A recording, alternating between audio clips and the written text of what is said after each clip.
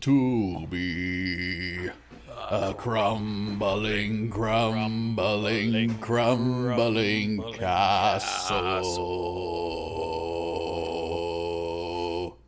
What's up, dude? Hey, man. How are you feeling tonight? I'm feeling good. I got a big old bowl of tea over here. Ooh, I got a big old plastic cup of wine. Ooh, my boy's drinking here. wine right now. Look, I just wanted to bring a level of class to this podcast that I feel it severely lacked. It's about until now. goddamn time. You know what I also have is a Volcano vaporizer on my desk right now, and I'm about to blow up a bag, brah. Volcano! That's right. I'm about to blow up a bag. I felt like this album is so deserving of me getting very high while we talk about it.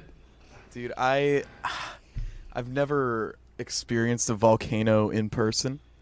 Oh, man. I can only imagine it's a daunting challenge. It's It's a daunting object. It's very like unnatural. It's right. It doesn't feel natural at all. But I love it. It is just such a strange ritual, you know, like part of the reason I love smoking so much is the ritual of like rolling the joint or, you know, breaking up the weed and putting it in a bowl and like every, you know, Grinding it up. yeah, doing all the, you know, the earth, wind and fire elements to have to get high and everything. And then then it's you know, now I'm using like a small computer that has a fan on it, and I'm blowing a bag full of weed vapor, and I'm living in the future. I don't know about you. You're living in the year 3000 right now. I'm kind of just back here in Polygondwanaland. Yeah, you're just kind of hanging out. just, you know, I mean, it's fine. You can live whatever meager existence you would like, but on my side of the fence, I'm smoking Volcanos. You're living it up. I'm vaping on Volks. I desperately actually want to hear how this came to be. Like your history of, like your viewpoint on volcanoes. What got you to buy one? Oh, because God. it's not cheap. No, dude, this thing was north of like it was more than $500. I'm almost embarrassed to say how much it costs. I know. Whoa! I'm embarrassed to admit that it was more than 500, but it was, and I feel like it was totally worth it, dude. I mean, this is Wow, really? yeah, this is I mean, it literally was a journey of like 2 or 3 years of buying all the other vaporizers before I finally got this one, and you know, I really, honestly, surprisingly, because I did a shitload of research and literally all I consumed for months was vape content on YouTube and different reviewers and fucking, like I told you, there's vape influencers and shit. Right. Yeah, that was all I did. So I basically became an expert in about 6 months. And so I've bought a ton of them and I haven't regretted any of them. What got you over that line of finally getting the volcano, though? Oh, man. A government stimulus check. Oh, yeah? I got a mandatory stimulus check from our government, and I, you know, as fucking horrible as I feel to say it, I didn't need it. I didn't need the money. Well, but I was like, hey, man, this is my chance. It's not about you, is it? It's about the economy. It's about the people. We got to fuel the economy. The person that you spent, the store where you spent the $700 or whatever. Yeah, I bought it in Europe. That could Europe. have paid for like 2 months of my rent. I'm sure was very happy. It would have been hilarious if I bought it from a store in Europe and had them mail it to me. And I just like took this money and threw it out of the country immediately. That's really what it was. I wouldn't have bought. I was going to buy it whenever we moved to California, because I thought this is a reason to buy such a huge thing like that. It's like to celebrate a move, or, you know, kind of make something a little more fun, you know, and like moving cross country. I thought that was a good excuse. And then I got the stimulus check and I was like, dude, I don't need this money. I don't know what I'm going to do with it. I almost donated it, and I'm so glad I didn't. Just kidding. I regret it. But yeah, I started getting a little freaked out because there's a vape ban now where the USPS will no longer allow shipment of vape products in the mail anymore. Oh, wow.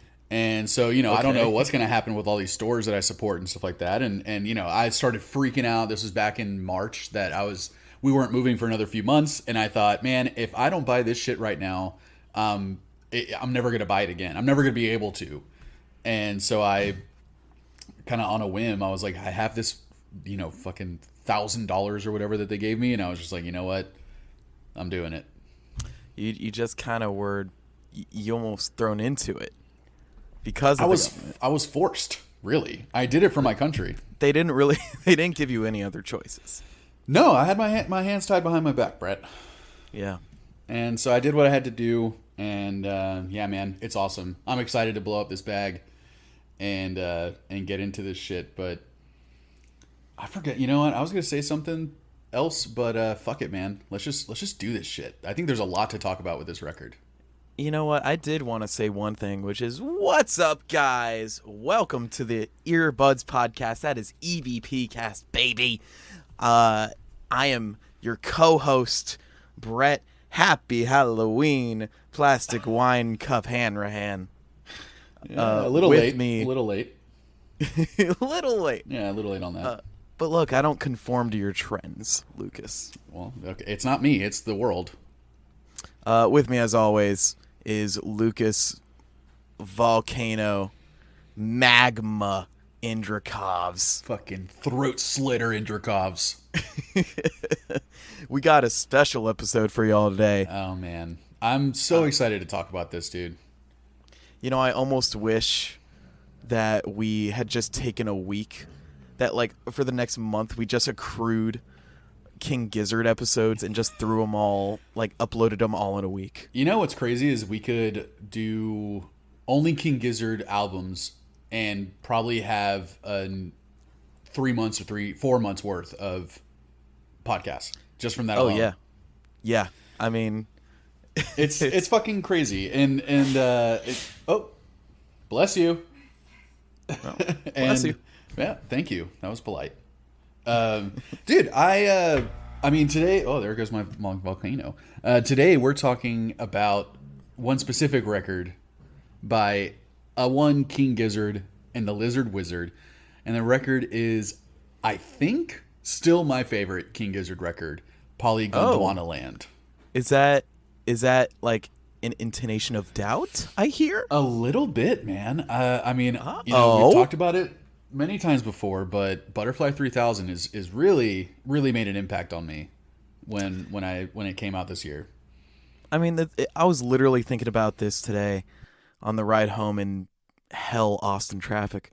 But picking a King Gizzard album is like, you know, picking your favorite fruit versus vegetable versus all their albums can be so different. The band who did Butterfly 3000 is not the same band who did Polygondwanaland. But it is. But they're actually missing people. They've had a drummer leave in Butterfly 3000, and you don't really feel much of the difference until you go back to an album like this, and then you realize how cool it is to have two drummers playing at once. I think it's two drummers have been a little overrated, but I'm not gonna get into it. You ever It does heard of sound Andrew good. WK, Brett? Yeah. Yeah, you've heard of him for a reason. And it's the duo drummers. It's the only reason to know about him. Sorry, I'm blowing up this bag. I keep muting myself. Well, it's just so, like, how do you compare an album like Butterfly 3000 to an album like Polygondwanaland? Like, how do you compare an album like LW to I'm in Your Mind Fuzz? They're just wholly different things entirely. They are. It's almost like every album that King Gizzard puts out is sometimes in a loose way, but also sometimes pretty spot on a concept record.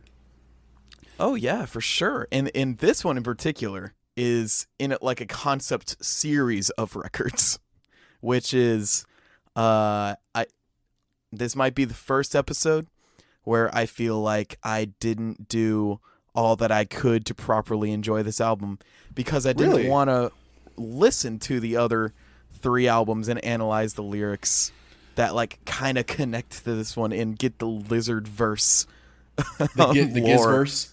the Gizzverse lore in my head. Dude, I didn't realize that it was part of a series. Is it connected to Murder of the Universe? Yeah, I mean, Oh, that it makes had sense. that same narrator, right? Yes, in for that sure. 3rd song. Yeah.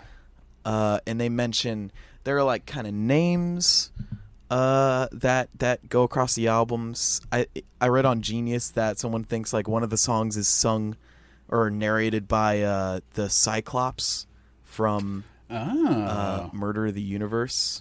I forgot what his name was. You know, the only connection that I truly picked up on was the narrator in man, what was that one? In was it Castle? Yeah. Castle in the Air? Yeah, Castle in the Air, and it's only that track that they have the narration. So had you not mentioned that to me, I wouldn't have thought that it was part. What's the other album in the trilogy? Well, if I remember correctly, I think it's Murder of the Universe. I think I'm in Your Mind Fuzz, and Polygondwanaland. what's the like the main Gizzard album that you think of when you think of Lizard? Nonagon Infinity. That's it. And Really? So it's Nonagon Infinity, Polygondwanaland, and Murder of the Universe? and I'm in Your Mind Fuzz. That's 4 albums now. Yeah. That was a trilogy. I said it was a but series. I'm in your Mind Fuzz that came out like 3 or 4 albums ago. Well, what does that even mean to King Gizzard? I mean, yeah, maybe they just revisited it, and I haven't like- actually listened to those earlier records a lot. They're really noisy garage stuff. I don't know. I go back and forth on them. But real quick, I will draw your attention to the album I'm in Your Mind Fuzz, which depicts a castle. What? All right, wait a second. Shut up. Shut your mouth. Oh, yeah. And maybe even a crumbling castle. Oh my God. I think you're right. I think this is all part of a thing. I love their artwork, man. That art is so cool. Oh yeah, it's so cool. And someone spout it gave a theory that like this kind of structure that's on I'm in Your Mind and Nonagon Infinity is Polygondwanaland. The artwork is like the land of Polygondwanaland. Like that kind of spire in the middle of the album. That's fucking cool. That's really cool. And Murder of the Universe, is that like a castle?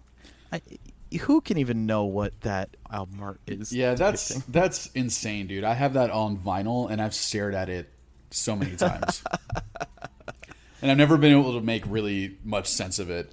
Can't make heads or tails of it. Yeah, but that just kind of ties back to, like, King Gizzard really, really is so good at keeping concepts going throughout a whole record and then through over multiple records, like a span of records. And this one definitely feels like a concept album in a way, because not just of like the lyrical content, but just this music that it almost feels like they're playing the same riff in different songs sometimes. Right, yeah. And sometimes they are. And sometimes they are. It's the same thing as Murder of the Universe, where it almost feels like a rock musical. Yeah, I kind of compared it to like the works of J.R.R. Tolkien, you know, The Hobbit and Lord of the Rings and all that. I never heard of him. Yeah. He was an underground author. Okay, yeah, I was like, fucking nerd. But like, you know, just the immense lore and world that Lord of the Rings has, it seems like Gizzard is trying to kind of do that with their music. Yeah, it really does, man. Listening to like Infest the Rat's Nest and Right. You know, there's not a lot of times I don't pay much attention to Stu's lyrics, but when I actually look them up, like we did for Infest the Rat's Nest and like I did for Polygondwanaland, they're so good. He's a really good lyricist, and he really is, I think, the driving force of all this creativity, of all these stories and building this kind of lore. And there's a Gizzverse I mean, yeah, for sure. Part of you, I don't know. They might say it in interviews, but there's no way that the band doesn't kind of collaborate somehow on these records. Oh, for sure. In more of a way than other bands do, because it like so much music. They have such a huge discography, and it's all so deep. Yeah. And yeah, like it is definitely spearheaded by the singer guitarist, but there's no way one person could do all this. No, I mean, I think how prolific these guys are, and they're all clearly on the same page.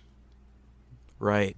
Yeah. It's weird to have, I think there's like 6 guys in this band, or maybe 7, and it's weird to have a big group of people like this that seem like they're all on the exact same wavelength.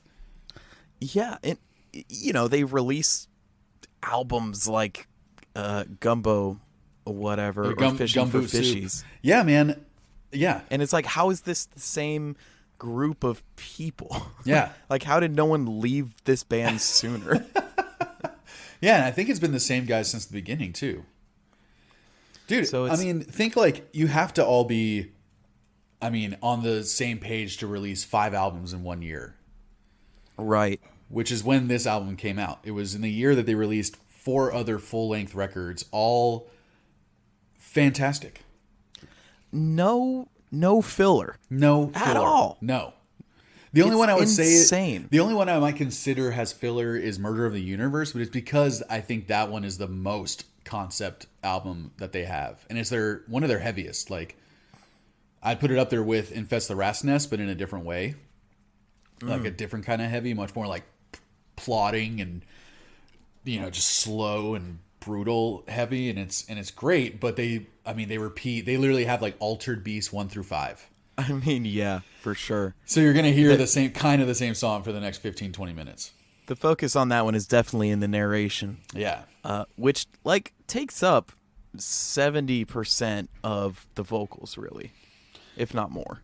Yeah, for sure. I mean, the amount of that lady narrating, the whole story, which is really, really cool, and definitely like Tolkien-esque, Lovecraft, Tolkien inspired. And then the last part when that like kind of robotic dude comes in. Oh man, that's one of my favorites randomly is Murder of the Universe because of that. I just think it's so ballsy. They record in their own studio, right? Like they're kind of their own producers, so they can just do. I think they have their own label stuff like this. Yeah, they can do whatever they want. Yeah, it's awesome. And with this album, they released the whole thing for free. Like, who does that? I think only Radiohead is the only like other huge band, huge to me, that I think has released an entire record for free. And these guys did it for free, and they were like, download it if you want, make copies, make tapes. Like there's been I think there's like over 280 different versions of the vinyl record, because oh my God. They just said, do you want to start your own label? Here's your first record to start your own label. Do you want to start your own, like printing thing? Like they just kind of gave people opportunities. And so people came up with all these different color vinyls and all this different art. And it was really cool. And I haven't heard of any other band doing anything like that. It's crazy. I mean, I guess when you release 5 albums in a year, you can go ahead and let one slide. You don't need to make profit from all of it. Yeah, still, that's really cool, and it is such a great album, man. I fucking love this record. Yeah, well, tell me about why you chose this one in particular, because we did Infest the Rat's Nest. Yeah. And then this was the only other King Gizzard album on your list, right? Yeah, because I knew we had to do another one, right? Like, they're sure. Probably one of my, at least definitely top 10, if not possibly top 5 bands. But I went through the list, and this is the one that stuck out to me. It was the one that I remember the most, the one I remember listening to the most but I listen to all of them so much, but this is just one that stood out to me, man. This one has a really cool combination of like those King Gizzard psych outs that I love, where they just go like, rah! and they have the guitar like just on mega, delay, and then their vocals are just like, what? They're just going crazy. I love those psych outs that they do, and they did it on Nonagon Infinity the whole time, and then they kind of bring it back every now and then. But this record really, they kind of like let off a little on that stuff on this one, right? And I knew that was something that it kind of got to you, right?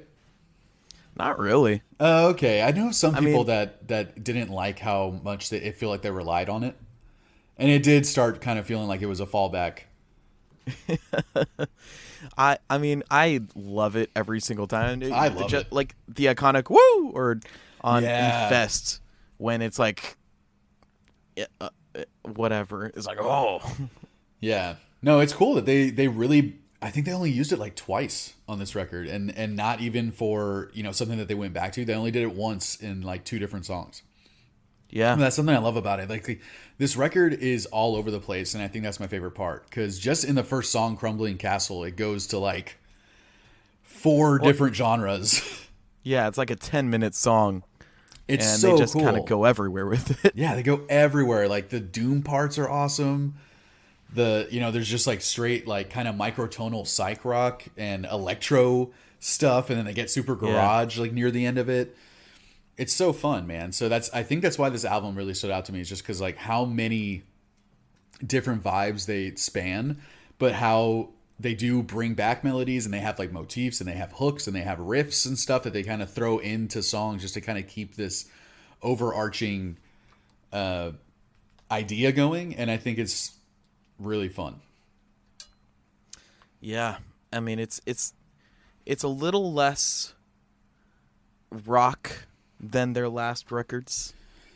Yeah, I wouldn't say that's not a bad thing in any case. It's just like kind of they really what they were going for. They really leaned into the like Eastern inspired sounds on this one. Yeah, and this is nothing new to Gizzard, but so many weird time signatures and weird rhythms, weird beats in this one. But it's somehow like still easy to bop your head to. Yeah, it's easy.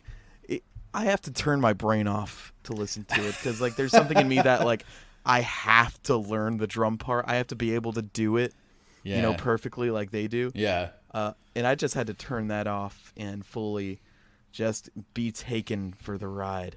Yeah. Well, they take you all over the place on this record, man.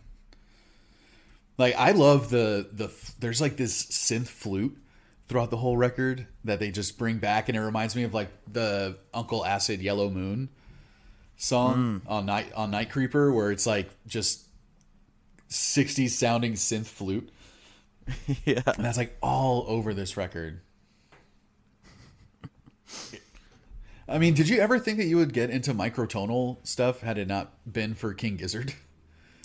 I mean, I've always really been interested in that region of music, but nothing there had grabbed me, and it needed to kind of be modernized and rockinized, I guess. Yeah, rockinized, yeah. You better rockinize.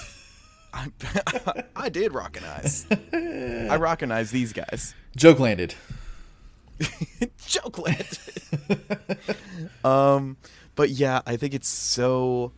They really brought this thing to the forefront and showed that it can be used in this really cool rock context, which is inspired me personally with my punk band Burn Band. I really want to try to make some like punk songs that incorporate these scales and these rhythms.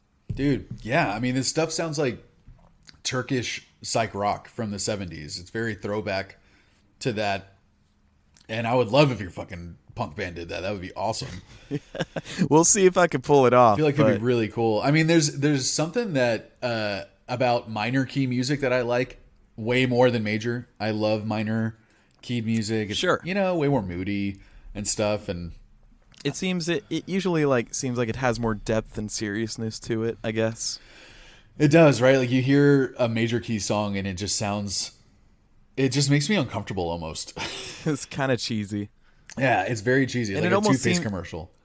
Yeah, right. It seems like kind of corporate and produced. Yeah, for Not sure. saying that you can't say every major Key song is bad. That's ridiculous. But No.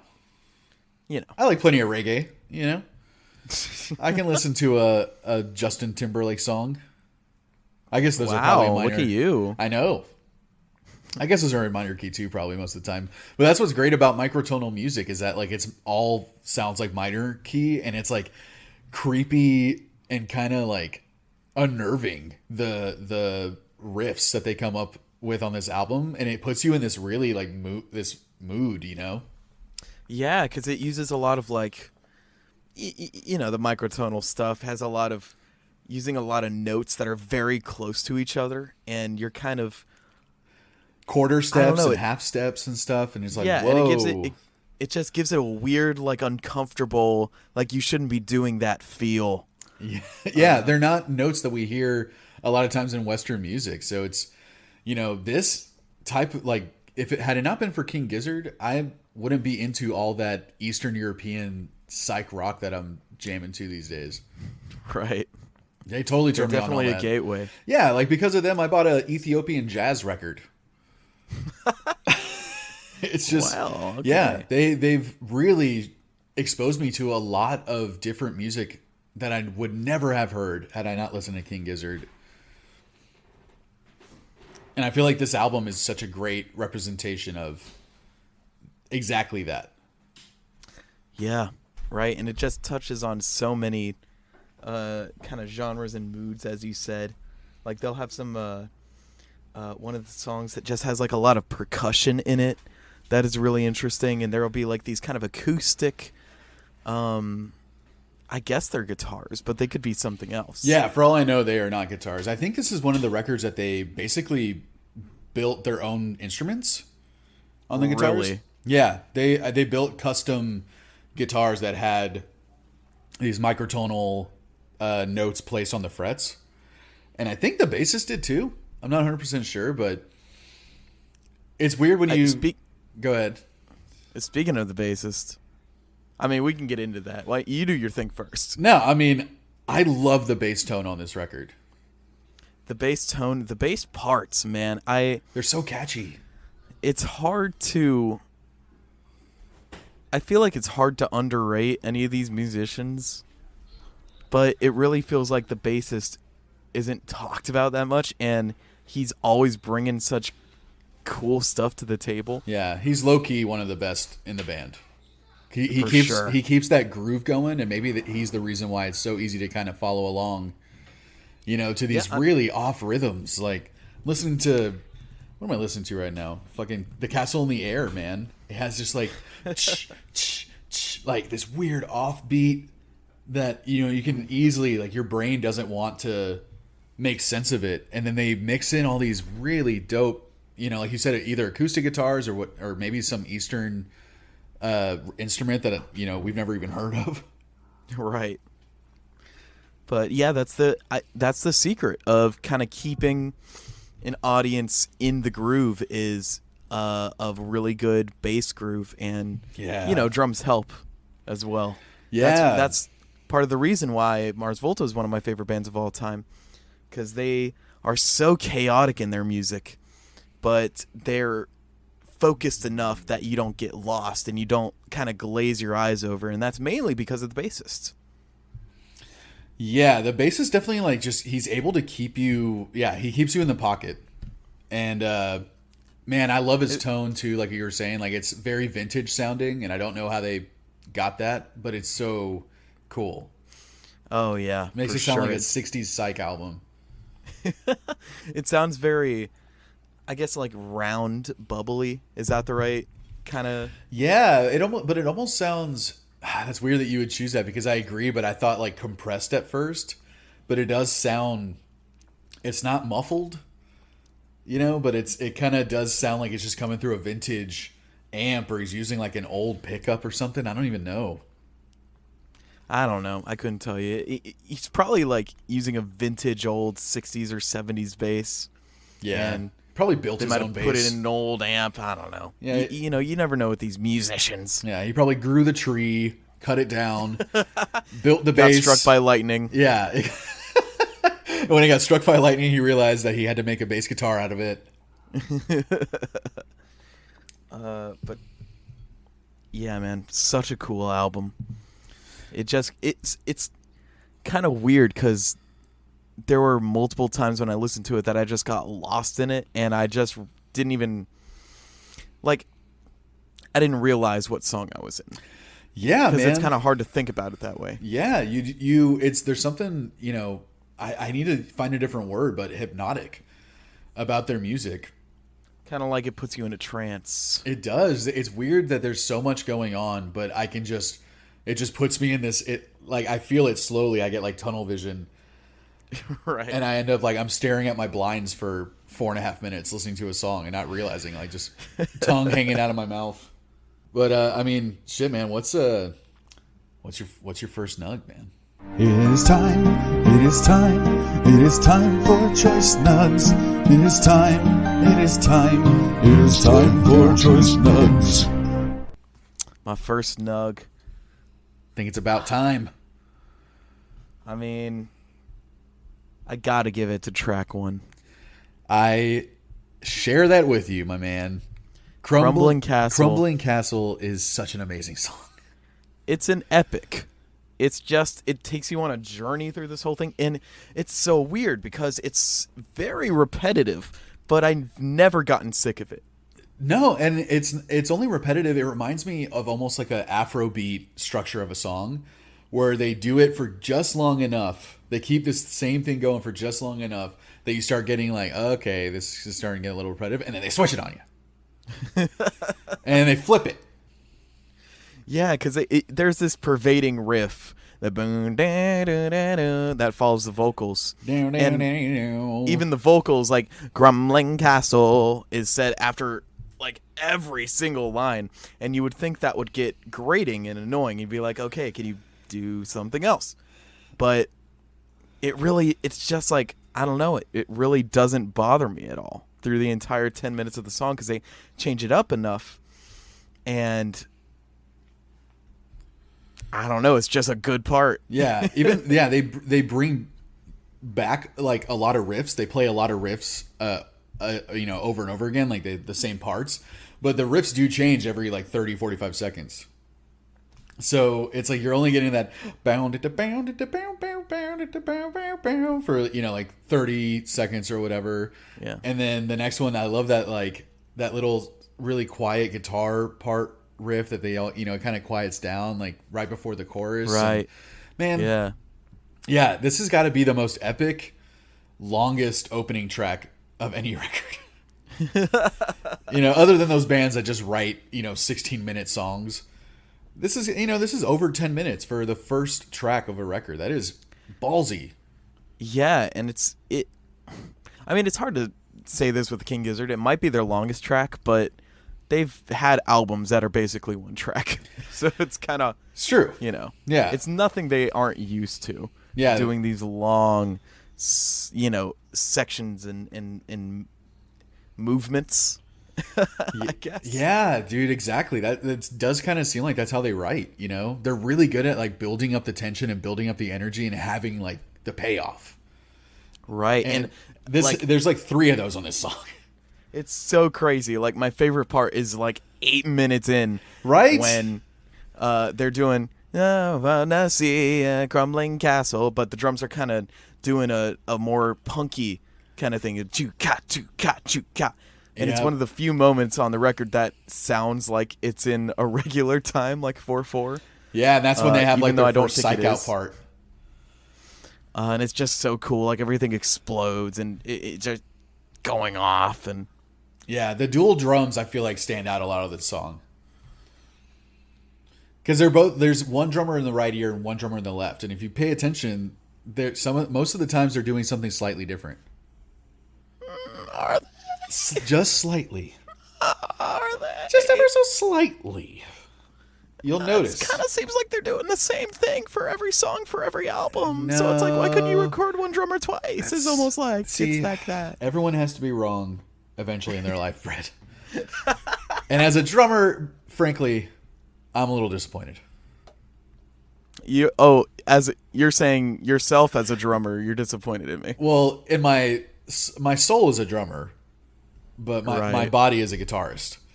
But I mean, you as a drummer, slightly disappointed that you didn't notice that. It's almost like they could have done a lot more with two drummers, having them do different parts instead of the same part for every single song. Starting to get the vibe that you don't like the two drummer thing. Is that the vibe I'm putting out there? It's kind of, I mean, I don't know if you noticed that, but yeah, it's kind of the vibe you're putting out there. I didn't mean for that. See, I love it when two drummers do the same thing all the time. Okay, it's starting to feel a little it's just aggressive now. Like, I've always been baffled by how large bands even work in the first place. It was so hard for me when I was starting out, and currently, to get 3 people in the same room. You know what I'm saying?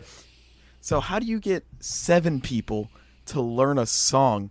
How do you get 7 people to play parts on 5 albums in 1 year? It baffles me. They must be locked in the studio. I don't think the singer is going to let them out. I don't think there's anything else they do but write music. It really seems like, and they tour a shit ton too. So it's even more impressive that they can write 5 albums in a year and then don't really stop. They didn't lose much momentum. They've released probably 4 or 5 records, maybe, I don't know for sure, but since this album came out, you know? I mean, yeah, they've been consistently putting out music. Yeah. It's a little ridiculous at this point. Like, you know. Yeah. And so my thing is, like, why would you add another person that doesn't even need to be there? But, whatever. Everyone, apparently I'm the only one with this opinion, so I guess I'm wrong. It's a little whatever. It's a little early in the year to be a fucking Scrooge. It's almost December. Yeah, we're like it's a little early. Yeah, all right. Sorry about that. Yeah, sorry about my opinions that are also facts. I think and right. It adds a lot to it personally. The first time I ever saw it was Andrew WK. I have fond memories of listening to Andrew WK in high school, punching myself in the nose repeatedly just to have that look all day. Just to get that nosebleed. Just I had a constant nosebleed for like 7 months. Right. And was that how you lost all that weight in college? That was the first way I tried. Right. It didn't work. I was trying to lose blood weight, and apparently that's not a good idea. apparently doctors do not like that. Yeah. Blood weight is not a thing. It's what I learned. Well, it kind of seems like some liberal news to me, but oh wow, we're gonna go there, huh? Well, buddy, what is your I guess one of your first nug is Crumbling Castle as well. I didn't even have to think about it. It is one of the reasons why this is my favorite album by them. This song in particular. So it's probably one of my favorite songs by them, if not my favorite. Ugh, and how they slow it down to like a snail's pace at the end and have the weird low voice. Crumbling Castle. That is so cool. There's so many cool parts. Crazy. Like when they slow it down like 6 minutes in and introduce that low like throat singing voice. Yeah, right. That Stu does so well. I love that fucking voice. And then they have the psych out moment, and then they bring it back to the end. That's like this doomy, like, almost. It sounds like their amps are being blown out. Right. It's like so it's like it sounds a lot like I'm in Your Mind fuzz. Everything's just fuzzed the heck up. Yeah, so that is a clear favorite for me. But man, the second one, just like a good album should, man, was a little hard for me to pick because I had a lot of honorable mentions. I loved Inner Cell. Inner Cell is such a fucking great song. Yeah. I loved the one before that, Deserted Dunes, Welcome Weary Feet, like super synthy, so fun, like probably the most like Flying Microtonal Banana out of any song on the record. Honestly, all of them, dude. The Fourth Color was a very, very, very close choice nug, but I ended up picking Tetrachromacy. Tetrachromacy. This is one of the few moments where it sounds like the singer actually sings. I feel like this is one of the songs the most that the dual drummer thing would stand out to you. Because when you hear just one in the intro, it's just not the same. And it's probably just because they're, only coming out of the left ear. So it sounds like something's missing. So it sounds kind of empty already just by default. Man, when that second drum comes in with the and the song starts opening up. But that's what I'm saying with the do. You know what? We could have an entire episode about this. I'm not going to get into it. I love the tone of the acoustic guitar on this song. And the riff, man. They're so good. It almost sounds like some kind of hybrid between like Latin and a classical guitar. Yeah. Yeah, for sure.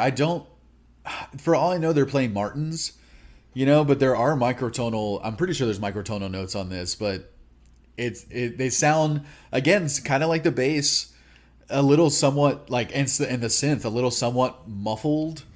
Like it sounds old or vintage or something, but it's also very well rounded. Like the tone is really good on the guitars, and the acoustic guitar just stands out so much on this song.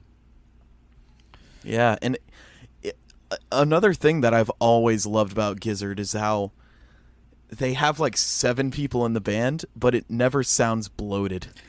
No, man. I mean, you hear like there's one guitar that's like doing this, and then the other one that,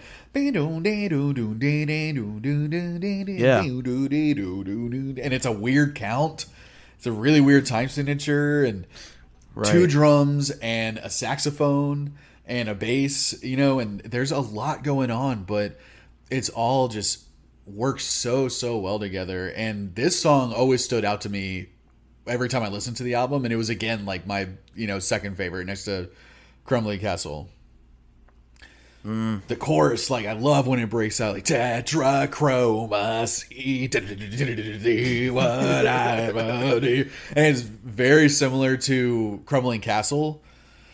In a the little riffage, bit. Like the especially the beginning, sure. Not the beginning. No. I think the chorus, right? Yeah. Sorry. And and then they kind of do the same thing that they do in Crumbling Castle, where they isolate I'm guessing is a synthesizer flute, a synth flute, and just the guitar. And do.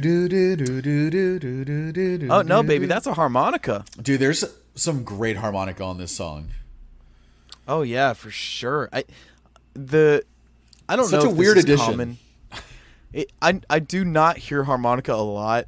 So this could be the norm, but I've always loved how the harmonica sounds in Gizzard songs. Yeah, right. The way they mix it in, it's like just enough in the back that it's hard to tell what it is at first. Yeah. And when you notice it's really cool, because really much all he does is pretty much and that's all it takes to just add a really cool layer to everything.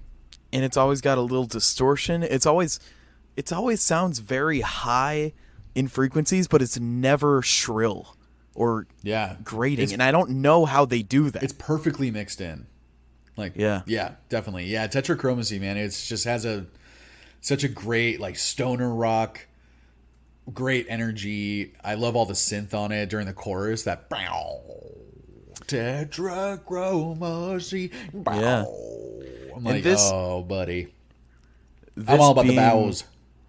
This being one of your nugs on this album makes sense as to why you like Butterfly 3000 so so right? All that synth, dude. Yeah, and it has that it just has that feel about it. It just seems like it could have been an outtake on Butterfly if they had like the early stages of it, which I guess is exactly what it is. Yeah, it's dude, yeah. I mean, it was funny every time I listened to this, probably almost the most out of any album that we've listened to for the podcast, because I love it so much. I can listen to it almost every day in the last week. And it's and it's the one that me and you probably communicated the most about out of probably the last 20 records that we've done on the podcast. We're like outside of the podcast, because we don't like to share a lot, we like to save it. I like to savor this time with you. I mean, yeah, it was really only a one conversation though. But it's almost more than we've done than for the last like 10 or 15 albums. Well, because I basically told you, like, yeah, this is great. This dude. is fucking like, great. This is dope. Yeah. Which we usually try to keep those things hidden away. Yeah, we try and Or at least be more subtle about it. We try and be a little keep it close to the vest. I don't like talking to you in between recordings. Right. So and that's why I prefer to keep it that way. I don't really like you unless you're talking about music. So Right. We just tune each other out. Yeah. Yeah. Right. It's kind of it's the same. Like you put me in just as much of a trance as so as my a King Gizzard favorite song is. my second nug is probably gonna be I don't care. God, I already talked about mine, dude. I'll just put my mic on mute. I'm just ending it now. Yeah, I'm done. 3, 2, 1. Well, this might get your fancy. My second nug is Fourth Color. Oh man, such a good song. Such a good song, and I noticed at the very beginning, that's the pattern they used between Desert Dunes, Castle in the Air, and Desert Dunes. I listening to this as a whole, man. I pick up on these things, but I can never, recognize it like that. And I knew it. That I love that. It's so Indian sounding. It's so cool. And it's such a fast drum part at the beginning. Yeah. And then immediately gets into the music. And the drums are very jazzy the whole time. They don't really stop, Yeah, it's so fast. The splashy cymbals. And I love it. And so fun. Love the Indian sounding music. It's so cool that it's being presented in this context. Yeah. I think it's so, I don't know. It's just always really interesting and cool to listen to. Yeah, and I love what it's again, man, like I don't know if I would dig music like this outside of the context of King Gizzard had it not been for King Gizzard. Right. I have this as a reference now that I'm just like, oh man, now all fucking Indian music sounds like King Gizzard to me. But man, they bring back the cool like left and right vocals thing from the song before, from Searching, when they start just kind of like going back and forth, and it's like, whoa, very trippy. And it's super, super energetic the whole time, which I love, until like 3.5 minutes in, when it just goes silent for like a minute and a half or something. And you think, oh, I guess the album's over. Yeah. They got me every time with it. That's how stoned I was every time I listened to these records. Every time I just think to myself, man, that was so good. And I would just kind of bask in like, my glow, my post-poly glow. You're right. The afterglow. And then they have a fucking psych out. And then the drums come in doing this crazy fast like drum fill on the toms. Yep. And then everything comes in again. It's like, whoa, I thought we were done here. Yeah. Yeah. They got me. They got me every single time. And that drum part can be so annoying, but because it's leading to that great psych fucking jam out, I love it. Ugh. So cool. I don't know why they needed 2 minutes of like near silence to get to it, but whatever, man. I love it. They're so good at building that tension, Yeah, right. I'm realizing throughout, the albums that we pick to listen to on this podcast, I'm noticing that that's something that is huge for me, is being able to kind of bring the music down and then bring it back up, or have the energy going the whole time, but have it pay off for something that's even bigger, and there's some very select bands that do that, like RX Bandits, like I feel like for me, the Bronx, even though, you're not into it. I haven't listened to a lot of them. Yeah. Like the Drips, kind of same thing. It's just, there's something like, I'm realizing how much that affects my opinion of the music as a whole, because it does just take you on this journey and you ride this roller coaster. And King Gizzard is so good about making their songs feel like rides. Yeah, yeah. They really.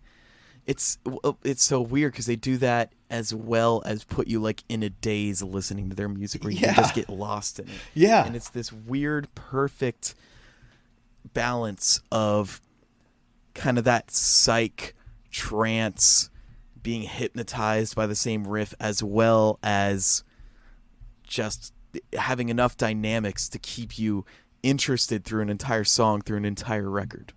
Yeah, and even records like this that repeat riffs and motifs and melodies, and it does not feel like it does. And man, it's going through it again, dude. It's such a huge contender for my favorite King Gizzard record of all time so far. Is that like right next to Butterfly 3000, or what other albums you think? It's got to be right next to it, dude. Well, I kind of wanted to ask you this. What your top 3 King Gizzard albums are? Geez. Well, let me first list for myself what I've listened to. I've listened to Nonagon Infinity, Murder the Universe, Polygondwanaland, LW, KG, Infest, Fishing for Fishies for some reason. Yeah, that's gonna be one on my low end. I'm in Your Mind, Fuzz, and I think those are it. I think my top ones are LW, which you still haven't listened to. No, man, I can't believe there's 2, LW and K. Well, I listen to KG, but LW especially, I've heard the least. And I can't believe LW, it, man. I think the concept for Murder the Universe is so cool, and they pull it off so well. Yeah. Even if I don't know what they're saying, really. And Nonagon Infinity just has all my favorite rock jams on it. Yeah, man. It's like Nonagon is I think in my top 3. I mean, it's a classic. It's a classic, yeah. It's got People Vultures, which might be my favorite Gizzard song. I mean, Gamma Knife, I don't know, might be one of my second favorite song, if not my favorite. I just remembered it. Gamma Knife and People Vultures are basically so part 1 and part 2 of the same song. Yeah, that Nonagon. I mean, all right. So having said that, I mean, I've heard all of these albums except really LW. I only heard LW at your house that one day. Really? And what I was hearing, I liked, and especially because I can't believe I haven't listened to it yet. But you've said that it's kind of a precursor for Butterfly 3000, and that became one of my favorites very quickly. Dude, just like, what am I gonna have to make us do an episode about it to make you listen to it? Is that what's gonna have to happen? I mean, I wouldn't kick you out of bed for eating crackers for doing that. Well, listen, that's like kind of our priority number 1. Yeah. Well, I think I'm gonna listen to that, this week or whatever. But, dude, all right. So, having said that, what are your top 3? My top 3 albums? Yeah. Nonagon Infinity, LW. Oh boy. I know, man. It's hard. But I have to listen to my heart. I'm going to say Butterfly 3000. Wow. Yeah. So we share 2, because my 3 are Butterfly 3000, Nonagon Infinity, and Polygondwanaland. Yeah, and I'm obviously not putting this album down. It's still a fantastic album. I haven't heard a King Gizzard song I didn't like. Honestly, I still really can't get that into Fishing for Fishies as an album. Yeah, I mean, you just got to be in that hickey kind of Louisiana swamp mood, man. Yeah, this hokey fucking fishing for fishies. It's just a little. It's a little too much. It's a little. They went a little too much. You know what? Thinking about it, that might have been the debut of this guy's like weird kind of head voice, like. I think that's the harmonica player singing that. Really? Yeah. I don't want to fishing for fish. I just want to let them freely swim. It's a little too much for me. Well, you're a little too much for me. You big belugas. Boy. All right. Well, what do you rate this record? What is your rating? I'm going to rate this record an 8.3. Woo! It was, I mean, there are not going to be any Gizzard records that are below like a 7. Oh, definitely really not. from me. Yeah, definitely not. And this is definitely on the same plane as Nonagon and I'm in Your Mind. And it had a lot of interesting things that I think they went on to explore later, which is very cool. Yeah. And even though I didn't get so into the lyrics, he is a very good lyric writer. You know? He is really good, man. He doesn't, I don't know. I love his word usage. Like, I feel like the books that he reads, I want to read. Right. You know? I feel like he found some really cool fantasy novels that I need to fucking find. I'm going to see if he has a book list somewhere. I'm sure he does. You know, I think there was a show on YouTube that was Amoeba Records in LA or San Francisco. They would just get comedians and artists and musicians and stuff to come in the store and they would give them a $50 gift certificate and they could just get whatever they wanted. And the singer of King Gizzard is one of the only people that I saw buy a book. I didn't know they even had books. That had a book in the mix. He had like several, I think he had 2 or 3 books, and then he got maybe a couple of records from, of course, I don't think anything I've ever heard of before. But yeah, I love his lyrics too, man. They're not, it's weird to say that they're not like complex or I think they're special. I think they're cool. They just kind of bring this era of fantasy and like whimsy even. Yeah. Like a kind of brooding dark whimsy that I haven't seen many other people try to even do to this degree. Yeah, I agree. It's one of the things that's like, again, you know, there's so many things that you can pick out in each one of these songs. You don't even have to listen to his lyrics if you don't want to, because everything blends in together, that it all just kind of puts you in this, you know, this mood. It's just their songs are very moody, and this album is very moody. Yeah. And I'm a moody bitch. So, I mean, this is one of my favorites. It has one of my favorite songs ever by King Gizzard. There's nothing bad I can say about this record, like, at all. So I have to give it like a 9.4. What are you... Okay, but what are you subtracting the 0.6 from? Because I don't think it's a perfect record, but I can't think of anything bad to say about it. You're just saying it doesn't tickle every single little nerve on your little hiney. It tickles most of my hiney nerves. But I don't know, man. I don't know why I can't give it a 10. But I can't because it doesn't feel right. Well, I mean, that's all it's all about. Yeah. Is the feel. I don't think it's a perfect record for some reason, and I don't know what it is, but it's definitely one of my favorites, and I think it's amazing. You know, either figure it out or change your mindset. Or shut up about it. Or shut up about it. Well, all right. Fucking I'll shut up about it. Well, thank you everybody for listening to this episode. We appreciate each and every one of you. Thank you, guys. Thank you so much. Kind of sticking with us. It's kind of been weird. The other half of this podcast, the shorties, have been a little inconsistent. Yeah, it's all right. I mean, we're figuring it out, man. We're trying our best. Yeah, we're just doing our dang best, you know, and it's all you can do. Yeah, we're basically trying to figure out how we can film and release an audio version at the same time, and for some reason, it's harder than it sounds. it's so like we recorded an episode with video and audio, and it's completely fine until I import it into iMovie, and then it has this weird metal chamber echo phasey effect on it, and it's maddening.